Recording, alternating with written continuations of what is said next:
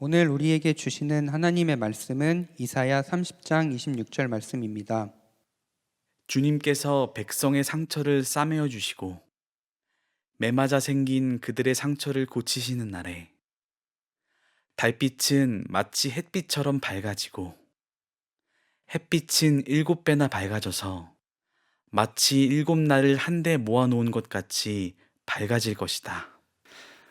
지난 수요일 저희 아들 줄넘기 2차 재시험, 제가 더 긴장이 되더라고요. 그 주중을 이렇게 보내면서 시험 보기 전까지 특훈을 했습니다. 아빠와 연습을 이제 본격적으로 이렇게 하면서 제 눈에 가장 먼저 띈 게 줄넘기였어요. 장비를 교체시켜줘야겠다. 그래서 줄넘기부터 교체를 시작하고 그렇게 함께 본격적으로 연습을 했습니다. 아이가 열심히 이렇게 그동안 해왔던 것이 있어서 그런지 곧잘 따라오더라고요. 왜 줄에 걸리는지 그 원인을 알기도 하겠고, 또 팔 각도, 그리고 이제 뛰는 타이밍 뭐 이런 것을 조금씩 이렇게 교정을 해주니까 금세 잘 이렇게 하게 되더라고요. 수요일 날 어떻게 됐을까? 저도 이제 하루 종일 조마조마 이렇게 시간을 보내고 아이가 돌아왔을 때 아내에게 전화를 해서 이제 물어봤는데 시험을 안 봤다는 거예요. 그래서 애도 자신감을 잔뜩 갖고 이제 갔었는데 체육 시간 그 선생님에게 2번이나 이렇게 말을 했대요. 선생님 시험 언제 보냐고. 선생님 시험 언제 보냐고. 근데 이제 선생님이 조금 미온적으로 이렇게 반응하셨나 보죠. 그리고 또 잊어버리셨나 봐요. 그래서 그날 시험을 안 봤다고 그리고 돌아왔다는 소식을 저에게 전해 주었어요. 그래서 어떻게 해야 될까 저도 생각을 하다가 그래도 이 과정을 한 번은 이렇게 지나가 볼 수 있도록 해주면 좋겠는데 해서 담임 선생님에게 전화를 걸었습니다. 애가 지난주부터 2주 동안 재시험 이렇게 보려고 열심히 했는데 체육 선생님이 놓치셨는지 이게 못 본 것 같다고, 성적 반영은 안 돼도 되니까 꼭 한번 이렇게 기회를 주시면 좋을 것 같다고 이렇게 말씀을 드리면서, 만약에 수행평가가 다 끝났으면 이미 채점을 다 매기는 상황이면 담임 선생님 앞에서라도 한번 꼭 불러서 해볼 수 있도록 해달라 이렇게 요청을 드렸어요. 그러니까 선생님 너무 좋아하시더라고요. 꼭 그렇게 하시겠다고. 뭐 아이에게 뭐 전화했다고는 이야기 안 하고 이제는 뭐 기다리고 있는데 뭐 이제 어떻게 되겠죠. 시험을 보든지 아니면 선생님 앞에서 통과하게 되든지. 제가 이번 일을 이렇게 겪으면서 어떻게든 티 나게 돕고 티 안 나게 도와야 하는 영역들이 참 많이 있겠구나. 우리의 부모님들이 꼭 그렇게 하셨겠구나 그런 생각이 이렇게 들더라고요. 또 애간장은 뭐 당사자보다 부모가 더 이렇게 타고 있는 생각이 또 들더라고요. 그러면서 하나님 아버지에 대한 마음을 또 생각해 보게 됐어요. 아버지 하나님께서 꼭 그렇게 하시지 않을까. 우리가 보이는 곳에서 또 보이지 않는 곳에서는 더욱더 신실하게 열심을 가지고 하나님께서 역사하고 계시지 않을까, 그런 생각이 들었습니다. 그러니까 여러분 꼭 기억하셔야 돼요. 여러분의 현실적인 그런 문제, 또 넘어가야 하는 어떤 상황이나 형편 속에서 하나님께서 가만히 모른 척 절대 하고 계시는 것이 아니고 끊임없이 역사하고 계신다라는 사실을 여러분이 꼭 믿으시기를 바랍니다. 여러분을 도우시는 하나님의 손길이 언제나 있다는 거예요. 그 사실을 꼭 믿으시면서 여러분들이 신앙생활을 이어가시면 좋겠습니다. 지난주에 열등감에 대한 이야기를 나눴는데 오늘은 마음속 한켠에 어둡게 자리 잡고 있는 우리의 상처에 관한 그런 이야기를 말씀을 나누려고 합니다. 주님을 바라보지 못하게 하는 이 상처, 이것에 대해서 좀 말씀을 나누고 싶습니다. 인생을 살면서 실은 어쩔 수 없이 맞이하게 되는 그런 상처가 있습니다. 여러 가지 이유로 상처를 겪죠. 가정에서도 상처를 받습니다. 부모로부터, 형제 자매로부터, 또 어떤 경제적인 형편 때문에, 아니면 가족 중에 어느 한 분이 아파서 의도하지 않게 오랫동안 투병 생활하는 가족이 있는 것 자체도 때로는 상처가 되기도 합니다. 학교나 직장에서도 믿었던 사람들에게 배신당하기도 하고, 또 거절감을 당하고 하기 싫은 일을 억지로 감당하면서 지우지 못할 치욕과 또 수치를 우리가 입기도 합니다. 청년 목회를 하다 보면 교회에서부터도 상처를 많이 받았다라는 이야기를 참 많이 듣습니다. 교회의 어떤 결정, 그리고 목회자, 또 영적 권위자로부터 들었던 어떤 말, 행동으로 상처받았다는 이야기도 참 많이 들어요. 말과 행동, 어떤 부당한 대우, 이유를 알 수 없는 또 고난, 사랑하는 사람과의 헤어짐, 이별, 또 죽음, 곳곳에서 아픔을 겪고 또 상처를 받습니다. 여러분, 탈옥수 신창원 아시는 분 아마 여호수아 또래는 모를 수도 있을 것 같은데 희대의 탈옥수였죠. 탈옥한 후에 오랫동안 또 잡히지 않아서 사회적으로 큰 이슈가 되었던 그런 신창원이 기록한 글이 있는데, 그가 5학년 때 참 어려운 불우한 가정에서 자랐는데 5학년 때 그 선생님이 학비를 안 가져왔나 봐요. 학교 그 등록금을 안 가져왔나 보죠. 5학년 그 담임 선생님이 그 신창원에게 욕을 했다는 거예요. 너 뭐라고 욕을 하면서 등록금도 안 갖고 왔는데 어떻게 학교에 올 생각을 했니? 그렇게 욕을 심하게 하셨다는 겁니다. 근데 그때 신창원이 기록해 두기를, 그때부터 제 마음속에 악마가 생겼습니다 라고 고백했어요. 아주 유명한 이야기죠. 상처의 무서움은 내 존재를 어둠 속에 꽁꽁 묶어둔다는 것입니다. 마치 벽장 안에 나를 가두어 두고 움츠려 있게 만들고 문을 밖에서 걸어 잠궈서 못 나오도록 그렇게 하는 것 같아요.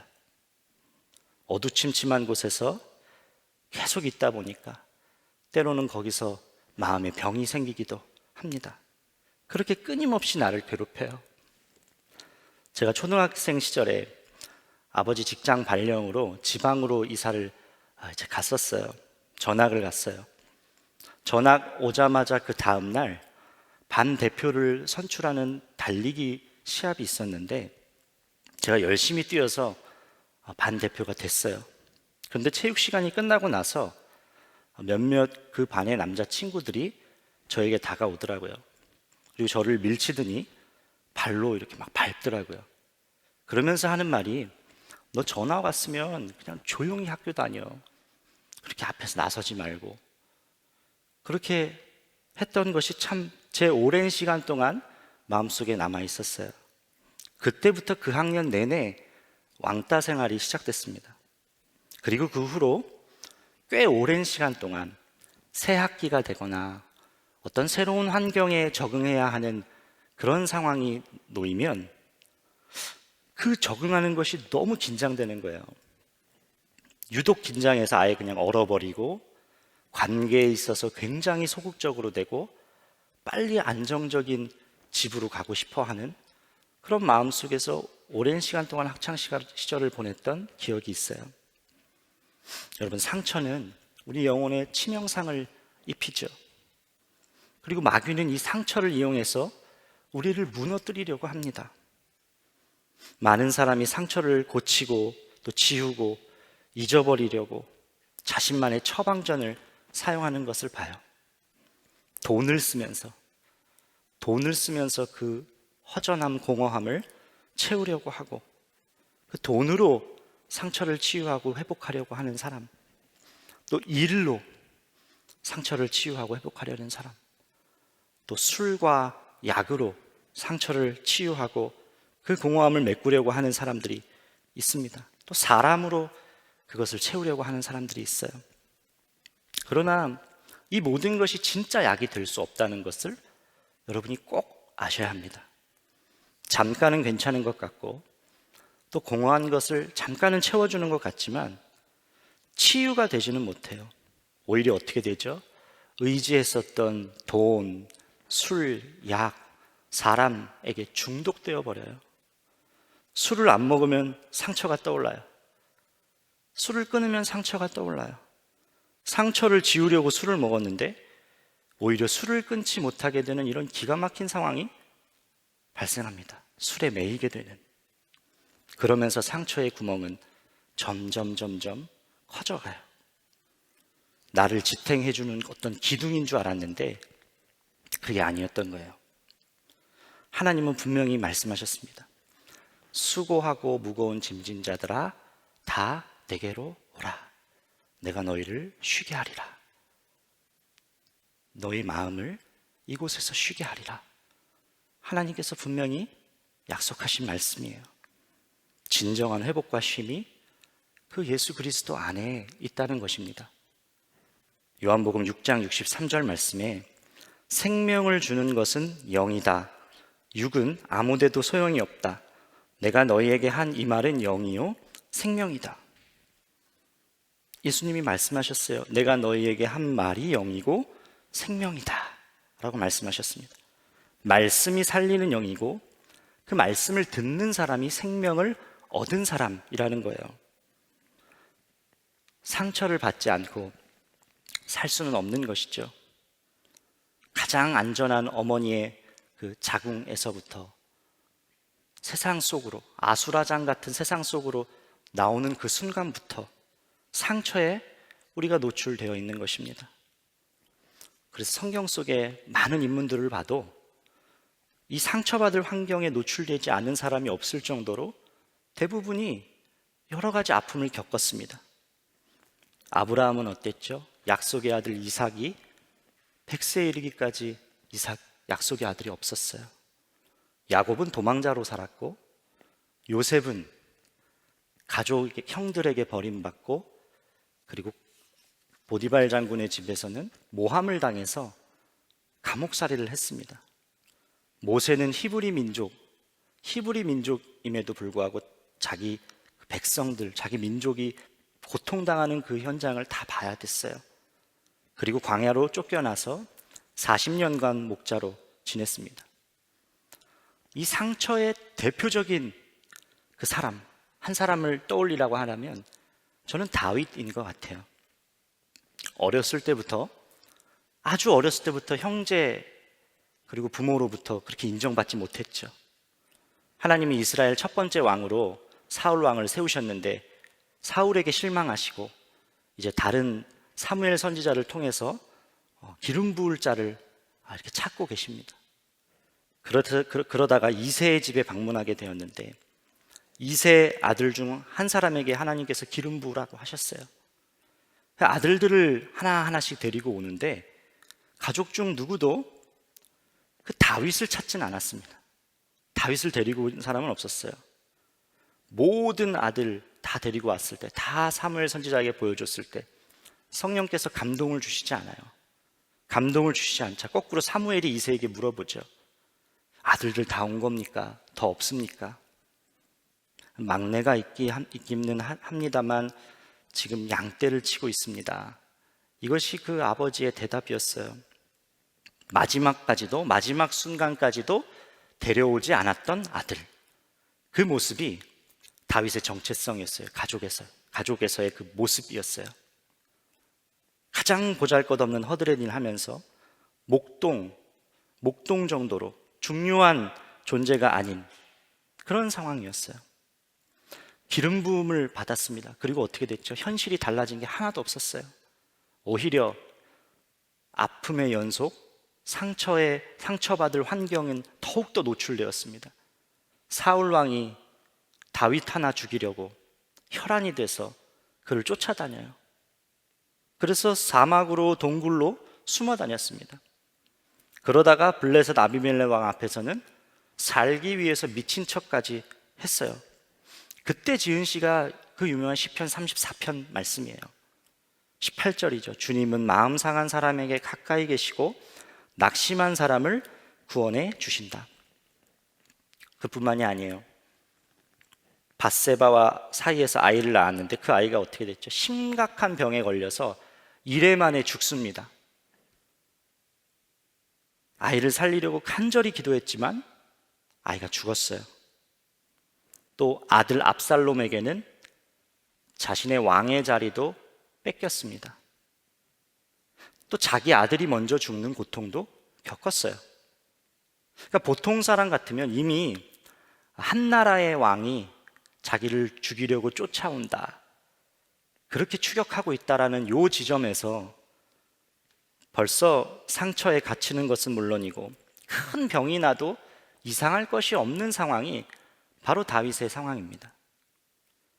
그런데 어떻게 다윗은 남들이 한 번 겪을 만한 일을 수없이 겪으면서도, 한 번 겪어도 많이 너무 안타깝다 할 일을 그렇게나 많이 겪으면서도 영혼의 깊은 밤에 머물러 있지 않고 계속해서 앞으로 전진해 갈 수 있었을까요? 미친 행세를 할 정도로 멘탈이 무너진 그때에도 주님은 마음이 상한 자와 가까이 하십니다, 낙심한 자를 구원하십니다 고백했어요. 자신을 죽이려고 했던 사울에 대해서는 하나님이 기름 부으신 자니까 하나님께서 알아서 하실 것이다, 하나님께서 책임져 주실 것이다, 하나님께 맡겼어요. 자신을 그렇게 미워하고 죽이려 했던 사울이 죽자 같이 슬퍼하고 조가를 만들어주고 그의 식구들은 어떻게 했죠? 그의 식구들은 친절하게 돌봐줬어요. 밧세바 사이에서 그 난 아이가 죽었을 때 간절히 이 아이의 건강을 회복시켜 달라고 기도했었지만, 금식하며 기도했지만 아이가 죽었을 때는 앞으로 나는 그에게 갈 수 있다, 근데 그러나 그는 나에게 올 수 없다 하면서 마음 정리를 했어요. 자신이 처한 현실을 충실히 그 후로 살았습니다. 고통을 못 느꼈냐? 아닙니다. 울며 슬퍼하고 아픔에 사무칠 만큼 고통스러워했습니다. 그러나 영혼의 상처에 그가 무너지지 않았던 그 이유는 어떤 상황에서도, 다윗이 어떤 상황에서도 하나님을 예배하는 것만큼은 놓치지 않았기 때문입니다. 어떤 상황에서도 다윗은 하나님을 예배했어요. 하나님 앞에서 신세한탄을 하기도, 또 원망하며 답답한 마음을 토로하면서 상한 심령을 올려드리며 기도했어요. 어떻게든 하나님의 뜻을 찾기 위해서 하나님의 말씀 안에 거하고 치열하게 몸부림치면서 예배했습니다. 그런 그의 고백이 찬양이었어요. 시편의 많은 찬양들, 그의 결론이 찬양이었어요.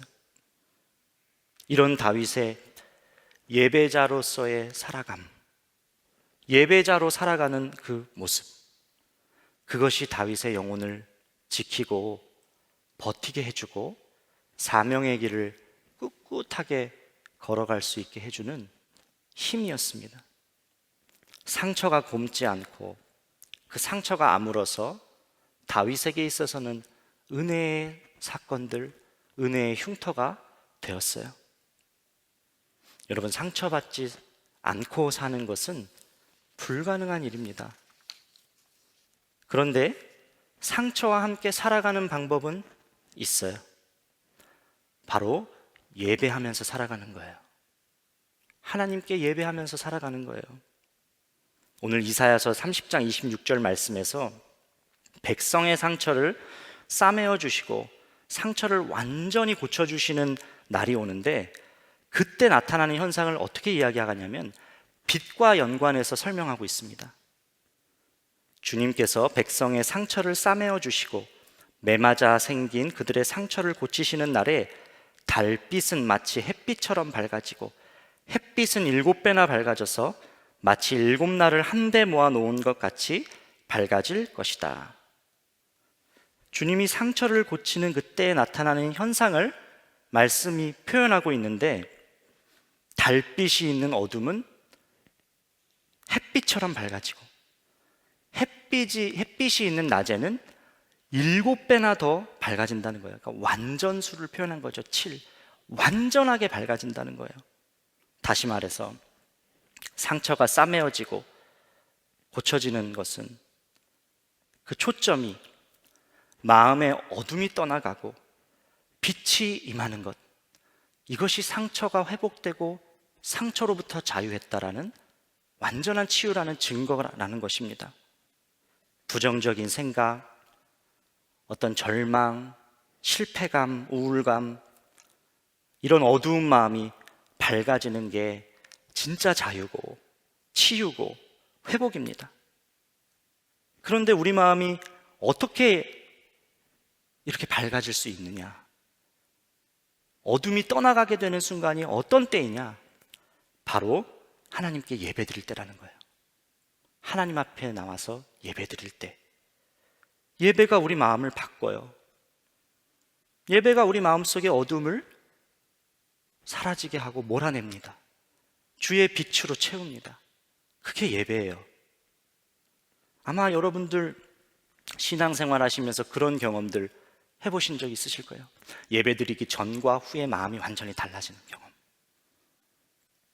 하나님께 기도하고 난 후에 마음이 완전히 변화된 경험. 하나님의 말씀을 듣고 말씀을 읽으면서 여러분의 심령이 완전히 달라진 경험. 예배가 우리의 어두운 영역을 다 몰아냅니다.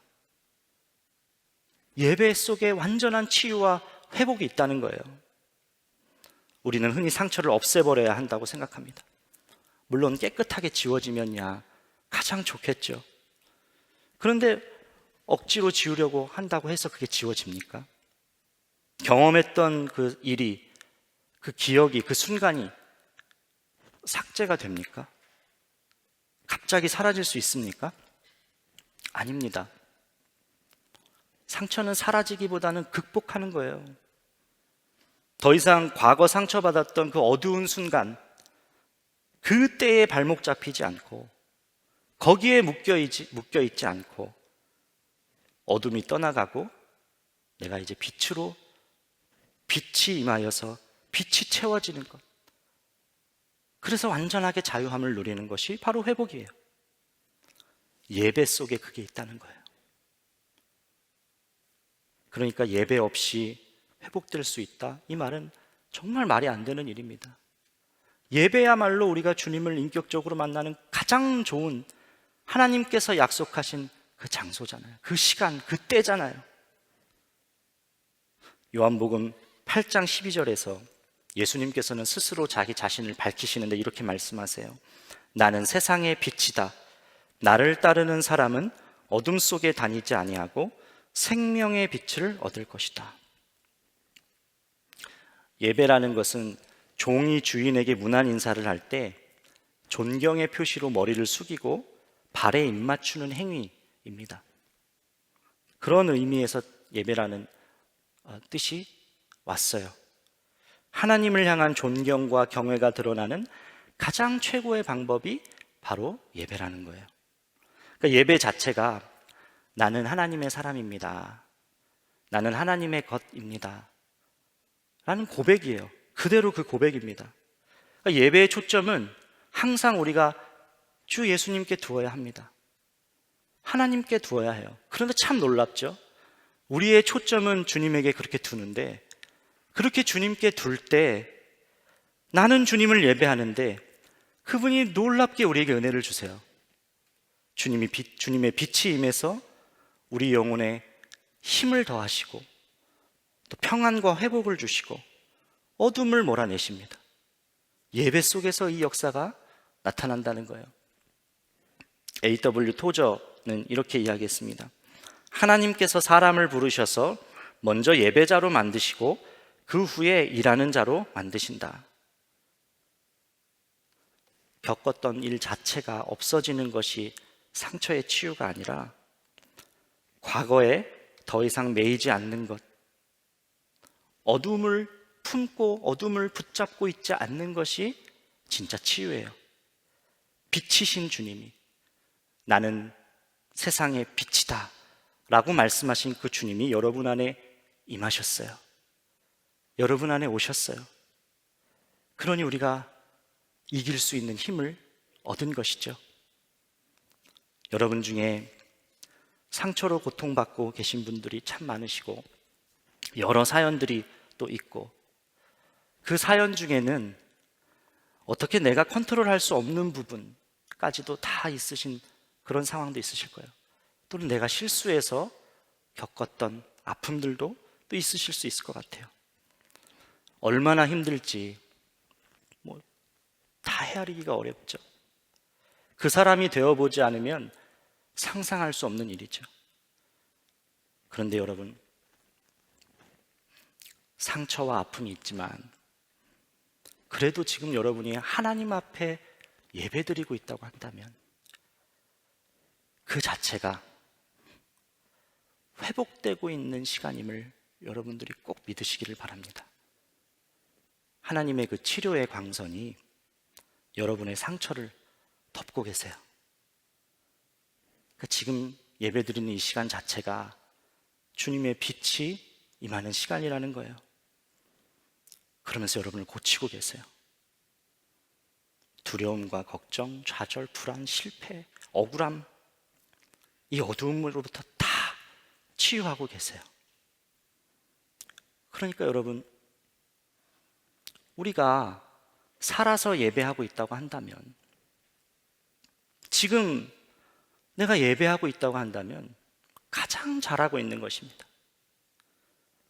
하나님 말씀을 구하고 또 기도하고 또 찬양하면서 예배하기를 멈추지 않고 있다면 상처는 절대 덧나지 않습니다. 빛은 어둠을 몰아내잖아요. 빛이 있기만 해도 어둠은 같이 함께 할 수가 없잖아요. 악한 권세에게 선포하세요. 나는 지금 예배하고 있다. 나는 끝까지 예배할 거야. 난 예배자야, 예배자. 나를 우울감에 묶으려고 하고 두려움과 절망의 상태가 끝이라고 속삭이는 너, 떠나가. 가버려. 나는 살아서 여전히 하나님을 예배하고 있고 그래서 내 영은 살아있어. 선포하세요. 예배가 살면 생명을 얻습니다. 그런데 예배가 실패하면, 거꾸로 예배가 실패하면 다 잃어버립니다. 그것만큼 마귀에게 좋은 구실이 되는 것도 없어요. 그러니까 믿음과도 직결되거든요. 결국 마귀의 목적이 뭘까요? 예배자로서의 정체성을 잃어버리게 하고 그리고 믿음을 빼앗아가 버리는 거. 그게 마귀의 진짜 목적이잖아요. 그래서 예수님께서도 이 땅에 계실 때 믿음이 빼앗기지 않도록 조심하라, 우리를 위해서 이렇게 중보하셨습니다. 누가복음 21장 31절 32절 말씀이에요. 시몬아 시몬아 보아라, 사단이 밀처럼 너희를 체질하려고 너희를 소나귀에 넣기를 요구하였다. 그러나 나는 내 믿음이 꺾이지 않도록 너를 위하여 기도하였다. 내가 다시 돌아올 때에는 내 형제를 굳세게 하여라. 사랑하는 젊은이 교회 청년 여러분, 여러분들의 요즘 예배는 어떻습니까? 여러분들의 요즘 예배 생활은 어떻습니까? 최근에 제가 청년들로부터 참 많이 듣는 이야기가, 목사님 주변에 예배가 무너진 친구들이 너무 많이 생겼어요. 아니 많이 갈 필요도 없이 저 자신이 목사님 예배가 무너지고 있어요. 그런 이야기들을 참 많이 듣습니다. 여러분의 예배는 어떠세요? 어떤 마음으로 하나님 앞에 나와서 예배드리고 계십니까? 어떤 마음으로 지금 모니터 앞에서 예배하고 계십니까? 진지하게 오늘 내 예배에 대한 점검을 한번 해보시면 좋을 것 같아요. 예배에 있어서만큼은 우리가 사활을 걸어야 할 문제인 것이죠. 예배가 무너지고 혹 흔들리는 분 있으시다면, 말씀이 하나도 안 들리고 기도도 안 되고 찬양도 되지 않고, 그럼 그 어떤 신호보다 정말 긴급한 빨간불이 들어와 있는 거예요. 내 계획대로 취업됐다, 결혼 준비도 잘 되고 있다, 그리고 재정도 많이 쌓아놨다, 미래에 대한 장밋빛 그 앞날이 앞으로도 예상이 된다. 그런데 예배가 무너져 있다? 살얼음판에 있는 것입니다. 벼랑 끝에 지금 있는 거예요. 그러나 어떠한 형편이라도 내가 지금 너무 힘들고 취업 준비를 하고 있는 일 속에 힘들고 관계 속에 힘들고 또 재정의 묶임으로 힘들고 그런데 내가 하나님 앞에 나와 예배드리고 내 예배가 살아있다. 기도가 터지고 찬양이 되고 주의 말씀이 꿀송이처럼 달고 만약 그렇다 그러면요 반드시 그 일을 넉넉하게 지나갈 수 있는 힘 또한 부어주실 뿐만이 아니라 그 순간 여러분의 삶 속에 주님이 얼마나 선명하게 역사하고 계시는지를 경험하게 됩니다.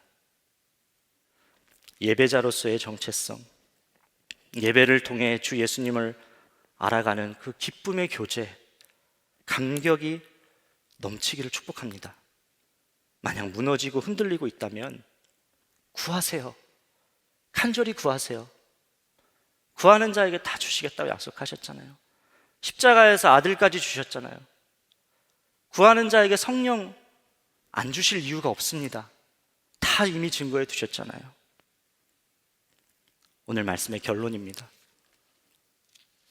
여러분 상처가 있으시다고 해서 결코 스스로를 망가뜨리는 그런 어리석은 그런 생각, 행동을 하시지 말기를 바랍니다. 난 이미 자국이 생겼어. 이미 난 실패했어. 난 이것밖에 안 돼. 난 불량품이야. 사단의 소리예요. 기죽을 이유도 주눅들 이유도 없어요. 한번 생각해 보세요.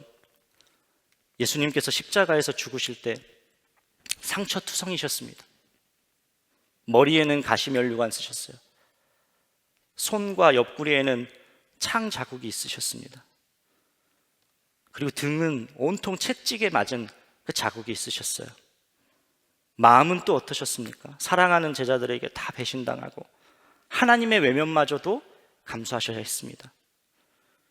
그런데요, 십자가에서 죽으시고 예수님이 사흘 후에 부활하셨잖아요. 그 죽음에 이르도록 만든 육신의 상처와 마음의 상처를 부활의 사건을 통해서 완전하게 우리에게 보여주시는 거예요. 다시 사셨어요. 그 모든 것으로부터 승리하고 부활하셨어요. 그때 예수님이 죽으신 다음에 제자들은 무서워서 꽁꽁 숨어서 문을 닫고 그렇게 있었잖아요.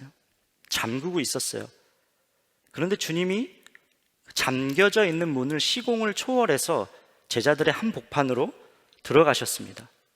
그리고 제자들에게 인사하세요. 샬롬이라고 평화의 인사를 건네시면서 흉터를 보여주셨어요. 흉터를. 상처 입었던 그 흉터를 보여주셨어요. 요한복음 20장 20절 말씀입니다. 이 말씀을 하시고 나서 두 손과 옆구리를 그들에게 보여주셨다. 제자들은 주님을 보고 기뻐하였다. 예수님이 찔렸던 상처가 여러분 없어졌습니까? 흉터가 지워지지 않았다는 거예요. 죽음에 이르게 하는 그 상처로부터 치유받았지만 완전한 승리하신 것을 부활을 통하여 보여주셨지만 흉터가 지워지지는 않았어요. 왜 그러셨을까요? 다 없애실 수도 있었잖아요. 흉터까지도 다. 흉터가 하나님의 치유하신 능력에 대한 완벽한 증거가 되기 때문에 그렇습니다. 도마를 비롯한 제자들이 그 예수님의 흉터를 보고 부활을 믿었어요. 말씀이 완전히 성취되었다는 것을 믿게 됐어요. 여러분, 보통 우리는 힘들었던 시기, 아파했던 때를 다 감추려고 합니다. 감추고 싶어요. 흉터를 보이고 싶지 않습니다. 흉터 없는 고결한 치유를 원해요. 그런데 제가 오늘 말씀을 묵상을 하면서 이런 생각이 들었어요. 하나님 앞에 섰을 때 흉터는 어떤 의미일까? 하나님 앞에 섰을 때 흉터를 보시고 하나님은 나에게 뭐라고 하실까?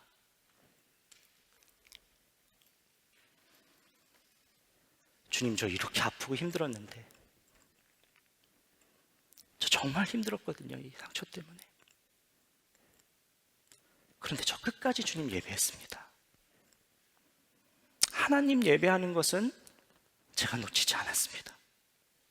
제가 믿음은 끝까지 지켰어요. 하나님은 뭐라 그러실까요? 수고했다. 내 아들아, 내 딸아, 내가 너의 아픔을 다 보았고 다 알고 있다. 너가 얼마나 치열했는지, 얼마나 힘들었는지 내가 다 안다.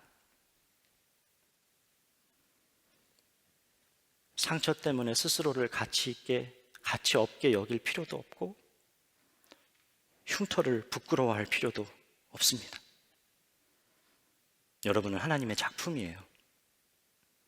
흉터는 여러분이 무엇을 극복했고 견뎠는지, 얼마나 심각한 어려움을 지나왔는지를 증거할 것이고, 하나님이 여러분을 어떻게 고치셨는지, 어떻게 빛으로 치유하셨는지 증거하게 되는 영광의 흔적이 될 것입니다. 상처가 은혜의 흉터가 되기를 여러분 모두 예수님의 이름으로 축복합니다. 우리 이제 함께 찬양했으면 좋겠는데요, 오늘 이 시간 우리가 찬양할 때는 오직 주님에게만 좀 주목했으면 좋겠습니다. 찬양을 하면서 또 기도를 하면서 우리가 주님을 좀 만나면 좋을 것 같다는 생각이 들었어요. 상처로 아파하고 있는 분들, 또 최근에 예배가 무너져 있는 분들, 우리가 주님께만 한번 집중해 보십시다. 우리가 주님을 주목할 때 그분은 우리에게 은혜를 주세요. 어둠을 몰아내시고 회복을 주시고 또 치유를 허락하십니다. 완전한 치유를 허락하세요. 오늘 찬양 우리가 함께 믿음으로 고백하기를 원합니다.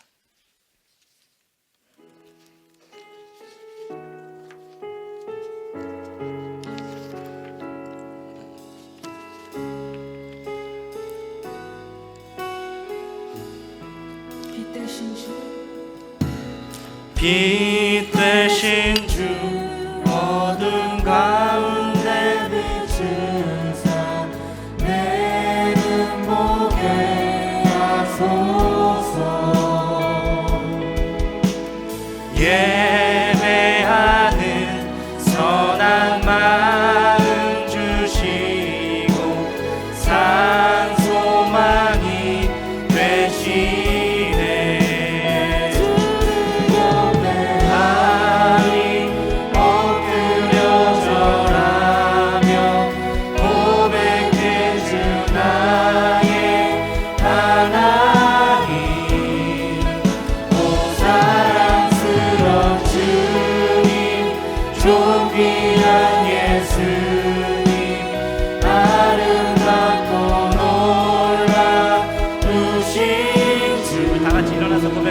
만유의 높임을 받으소서.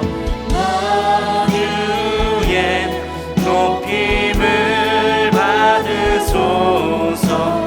영광 중에 계신 주 겸손하게 이 땅에 임하신 주 높여 찬양하리라. 주를 경배하니 엎드려 절하며 고백해 주 나의 하나님.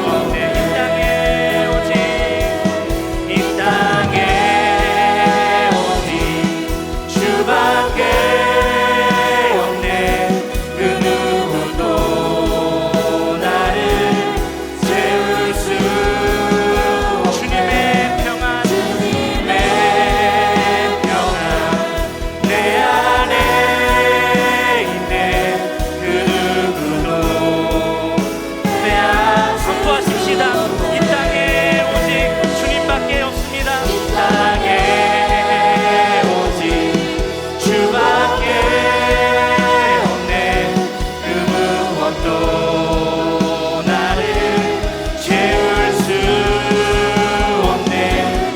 주님의 평안 내 안에 있네. 그 누구도 빼앗을 수 없네. 우리 시간 두 번에 나눠서 함께 기도했으면 좋겠습니다. 여러분을 묶어두려고 하는 부정적인 자아상, 두려운 생각, 억울함, 좌절, 절망, 실패, 그렇게 묶어두려고 하는 속삭임, 여러분, 그것은 하나님의 음성이 아닙니다. 여러분에게 허락하신 주님의 평안은 누구도 빼앗아 갈 수가 없습니다. 오늘 하나님의 음성을 들으시기를 바랍니다. 주님께서 백성의 상처를 싸매어 주시고 매맞아 생긴 그들의 상처를 고치시는 날에 달빛은 마치 햇빛처럼 밝아지고, 햇빛은 7배나 밝아져서 마치 7날을 한데 모아놓은 것 같이 밝아질 것이다. 달빛이 있는 어둠, 햇빛처럼 밝아지게 하여 주시고, 햇빛이 있는 낮에는 7배나 밝아지게 해주신다고 약속하셨습니다. 오늘 주의 빛이 임하기를 원합니다. 치료의 광선이 내 어두운 마음에 비추어 해처럼 빛나게 하여 주시옵소서. 미래의 소망을 꿈꾸지 못하게 하는 모든 과거의 어두운 사슬은 끊어지게 하여 주시고, 상처가 하나님의 은혜가 되는, 상처가 하나님을 증거하는 은혜의 흉터가 되게 하여 주시옵소서. 우리 주님의 이름을 간절히 부르짖으며 기도하시겠습니다. 주여,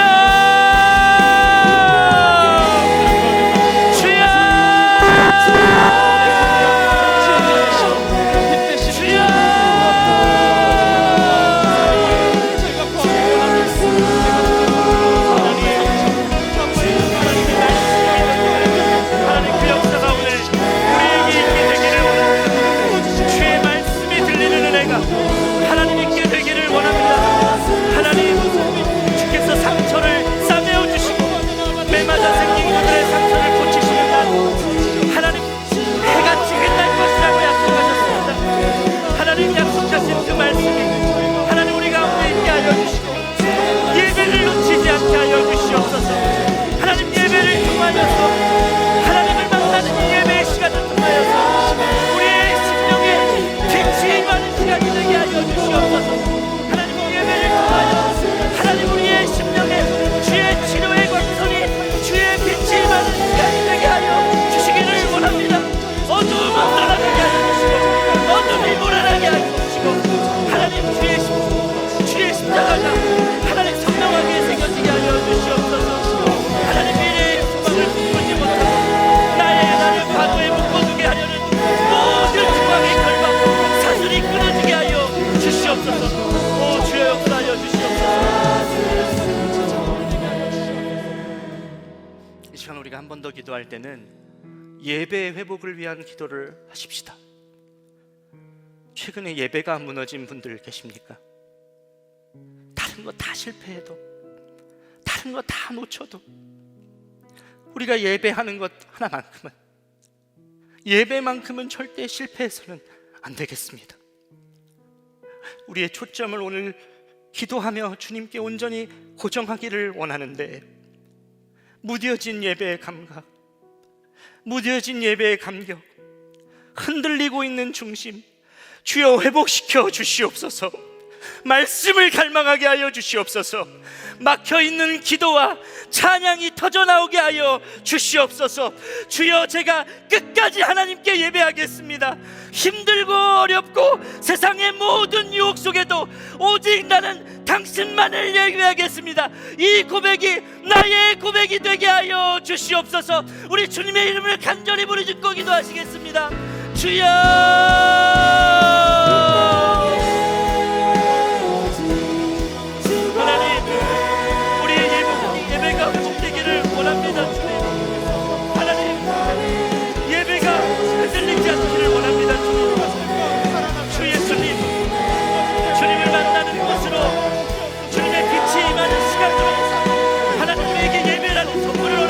주셨는데 하나님, 이것을 우리가 놓치지 않기를 원합니다.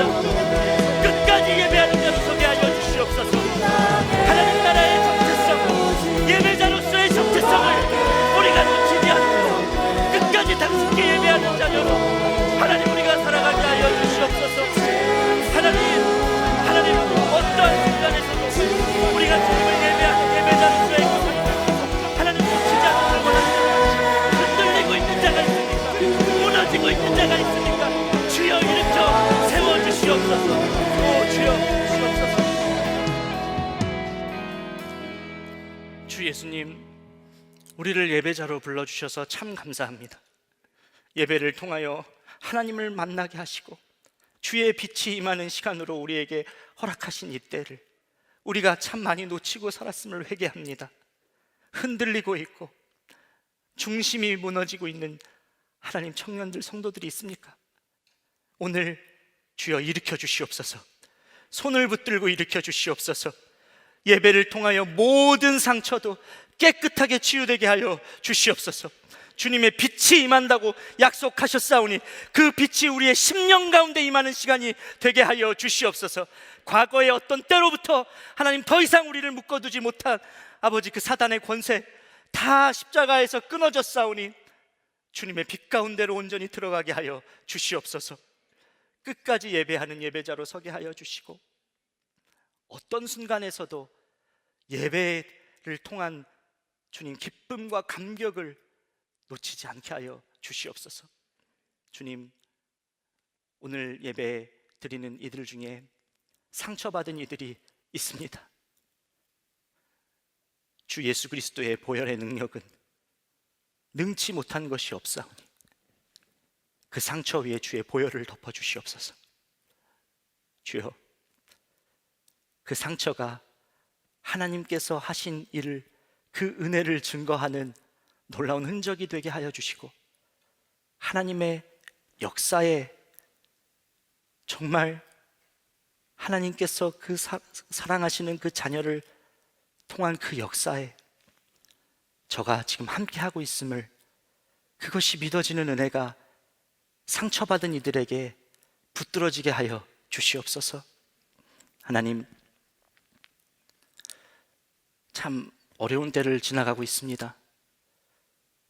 인종차별로 인하여서, 또 미얀마라는 나라 안에는 군부 세력으로 인하여서 많은 이들이 상처받고 고통받고 있습니다.